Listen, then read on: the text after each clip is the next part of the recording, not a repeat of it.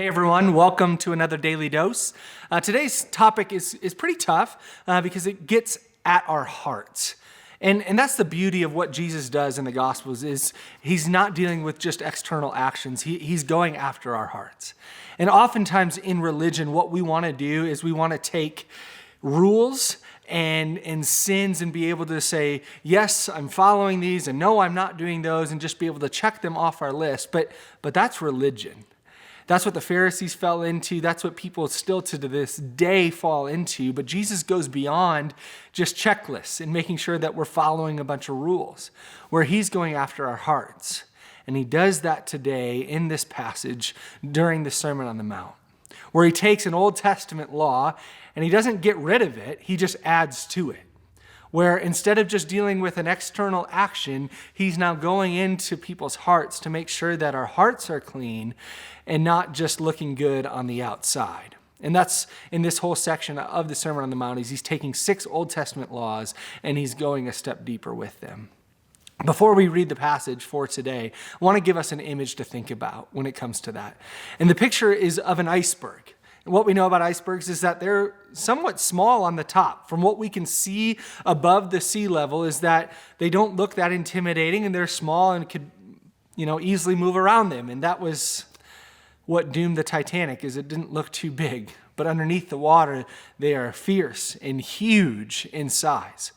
And what we're looking at today in this passage is sometimes we can deal with a level above the water that is an external action and be able to check it off and say, no, I'm good there. But underneath the water, something is ferocious and tearing us apart. And so Jesus wants to address what's underneath the water today. So Matthew chapter 5, 27 through 30 says this: "You have heard that it was said, 'You shall not commit adultery.'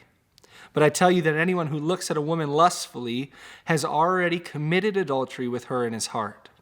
If your right eye causes you to stumble, gouge it out and throw it away. It's better for you to lose one part of your body than for your whole body to be thrown into hell. And if your right hand causes you to stumble, cut it off and throw it away. It's better for you to lose one part of your body than for your whole body to go into hell." And so again, this is a tough topic. It's a sensitive issue because each of us are born with a desire for intimacy in our life. Each of us are born with a desire for things that God has created. God created sex. Sex is something that God created to be good in the world under his plan. But like so many things in our world, we've taken something that God created to be good and have gone way the other way with it, where we are wrapped up in all kinds of evil with it. And so if we take the Old Testament law of you shall not commit adultery, it's an external action that most people are able to see, yes or no, you've done that or you haven't done that.